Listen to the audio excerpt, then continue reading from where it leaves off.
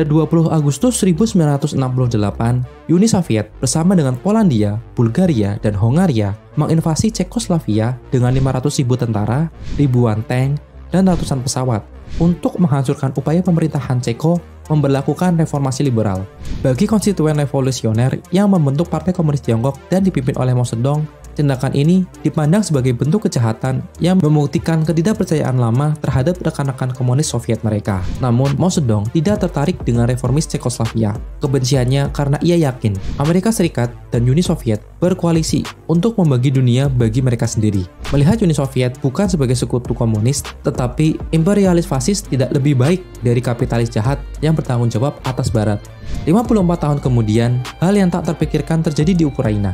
Rusia melancarkan invasi secara penuh terhadap Ukraina dan menjadikan konflik Eropa terbesar sejak tahun 1940-an. Penduduk Ukraina berbondong-bondong menyelamatkan diri dari serangan Rusia. Di sisi lain, Rusia mendapatkan kecaman dari berbagai negara di dunia. Hal tersebut mempengaruhi kondisi ekonomi Rusia. NATO dan sekutunya telah menutup akses udara untuk pesawat Rusia. Amerika Serikat dan Jerman bahkan memberikan bantuan senjata militer kepada Ukraina dengan nilai yang tinggi. Propaganda Putin ini menjadikan Rusia sebagai negara paria, layaknya Iran dan Korea Utara. Bagaimana Cina? Sebagai negara adidaya di wilayah Asia, melihat invasi Rusia di Eropa Timur.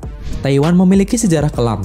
Pada tanggal 28 Februari 1947, sebuah pemberontakan pemerintah ditumpas dengan kejam. Para pembangkang diburu dan dibunuh.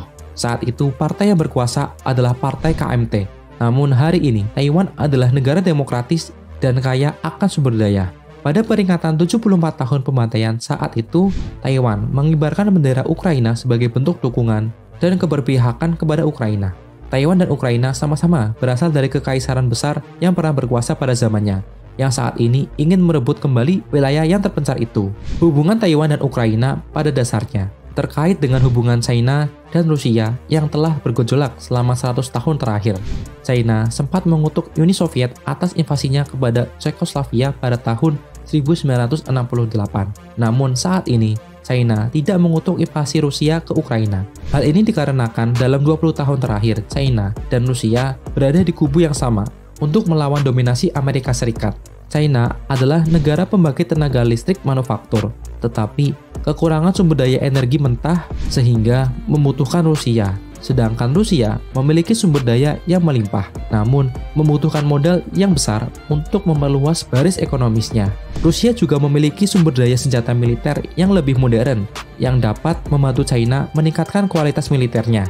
Setelah invasi Rusia dimulai, negara barat mengibarkan bendera perang ekonomi terhadap Rusia. Pembekuan aset bank sentral Rusia telah menjadi bencana besar bagi mata uang domestik Rusia, rubel. Sejak 2014, Rusia telah membangun benteng ekonomi dengan membuang cadangan USD dan menumpuk persediaan yuan dan emas Cina. Nilai mata uang domestik Rusia anjlok dan mengalami inflasi yang tinggi. Rusia juga dikenal sebagai negara pengimpor yang tinggi. Negara ini membutuhkan industri teknologi tinggi dari Amerika. Rusia yang sudah bertubi-tubi diberikan ancaman sanksi oleh Barat tetap tidak menghentikan perangnya melawan Ukraina. Hal ini membuktikan bahwa kekuatan negara besar tidak cukup bisa menghentikan perang negara lain. Bantuan militer Amerika dan Eropa kepada Ukraina tidak membuat Rusia mengalah. Justru dengan yakin, Rusia bisa meruntuhkan pemerintahan Ukraina.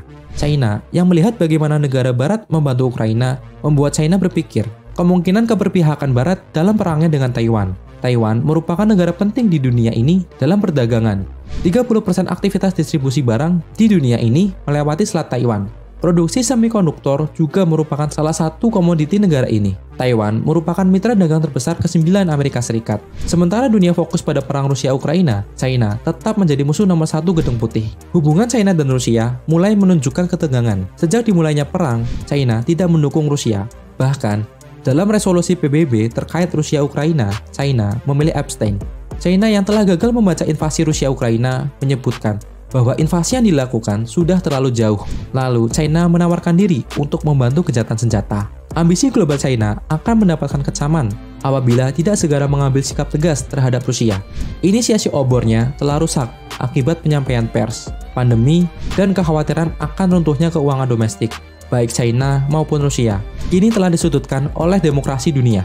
Kedua negara ini memiliki ambisi yang sama, yaitu berkuasa dan mengurangi dominasi Amerika di dunia.